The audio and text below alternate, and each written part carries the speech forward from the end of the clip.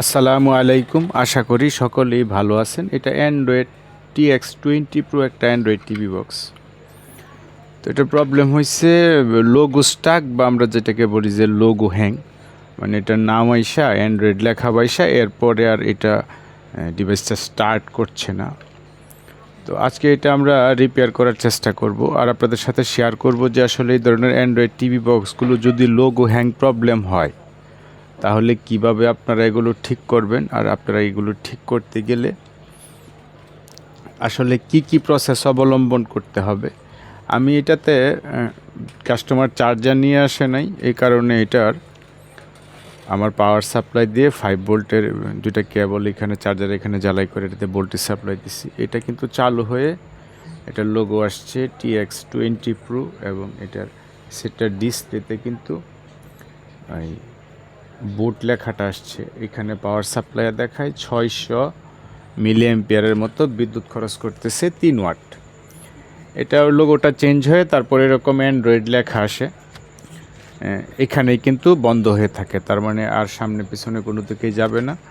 তবে এই ক্ষেত্রে এই যে এখানে বুট লেখা আছে, ডিভাইসটা চালু হইলে কিন্তু সামনে টাইম কাউন্ট করা শুরু হইতো। এই পাশে এটার রিসেট সুইচ আছে। সাধারণত এই ধরনের ডিভাইসের সমস্যা হইলে ডিভাইস অন করে রিসেট সুইচটা 5-7 সেকেন্ড বা কোনো ক্ষেত্রে হয়তো আরও 1-2 সেকেন্ড 10 সেকেন্ডের মধ্যে এটা হয়ে যাওয়ার কথা। আপনার এটা যদি কাজ করে তাহলে আপনি এটা অন অবস্থায় এরকম 10 সেকেন্ড যদি আপনি রিসেট সুইচটা চেপে ধরে রাখেন তাহলে কিন্তু আপনার এটার বুট যে মেনুটা আসে অ্যান্ড্রয়েডের, এটা আপনার ডিসপ্লেতে চলে আসবে। ওখান থেকে আপনি মাউস দিয়ে বা রিমোট দিয়ে যে কোনো একটা কিছু দিয়ে ওইখানে সিস্টেম রিসেটে গিয়ে আপনি আপনার ডিভাইসটা রিসেট করলে যে লোগো হ্যাং সমস্যাটা আছে এটা থেকে চলে যাবে।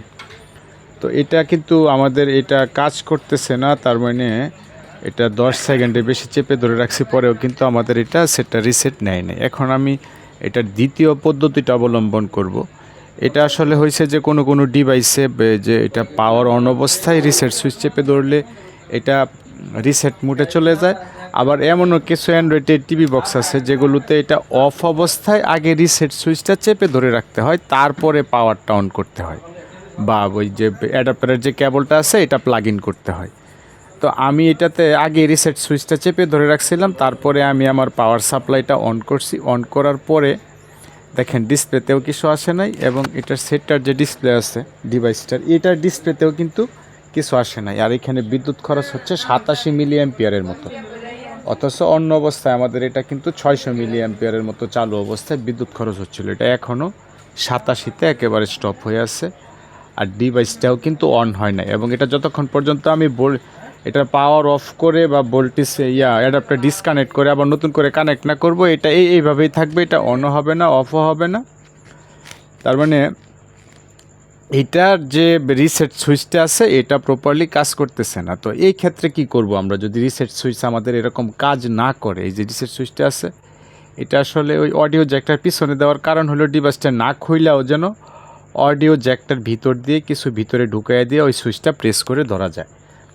তো রিসেট সুইচ না কাজ করলে আসলে এই ক্ষেত্রে আমরা কি করব, যে আমাদের ডিভাইসটা এটা রিসেটের সুইচ চেপে ধরার পরেও মেনু আসতেছে না, এই ক্ষেত্রে কিন্তু আমাদের রিসেট সুইচটাই চেক দিতে হবে। রিসেট সুইচ যে কোনো এই ধরনের ডিভাইসে রিসেট সুইচের এইখানে বা পাওয়ার সুইচের এইখানে আপনি একটা কমন ভোল্টেজ পাবেন, এটা হয়েছে 3.3 ভোল্ট। তার মানে যদি এটার সব ঠিকঠাক থাকে তাহলে প্রসেসর থেকে আমাদের এই রিসেট সুইচের দুইটা পিনে কিন্তু আমরা 3.3 ভোল্টের একটা কানেকশন এখানে পাওয়ার কথা। আমি যদি আপনাদের একটু দেখাই, এখানে 3.25 ভোল্ট, সরি আমি একটু মিটারের নবটা ঘুরাই নিই, এখানে 3.26 ভোল্ট। তার মানে 3.3 ভোল্ট কিন্তু আমাদের এখানে রিসেট সুইচে প্রেজেন্ট আছে। তার মানে বোর্ড থেকে ডিভাইসটা রিসেট করার জন্য যে ভোল্টেজটা থাকা দরকার এটা আছে। এইবার যদি আমি সুইচটা প্রেস করে ধরি ভোল্টেজটা কিন্তু 0 হয়ে যাবে। তার মানে সুইচটা প্রেস করার পরে যদি ভোল্টেজটা 0 হয়ে যায় তাহলে আমাদের সুইচটাও ঠিক আছে।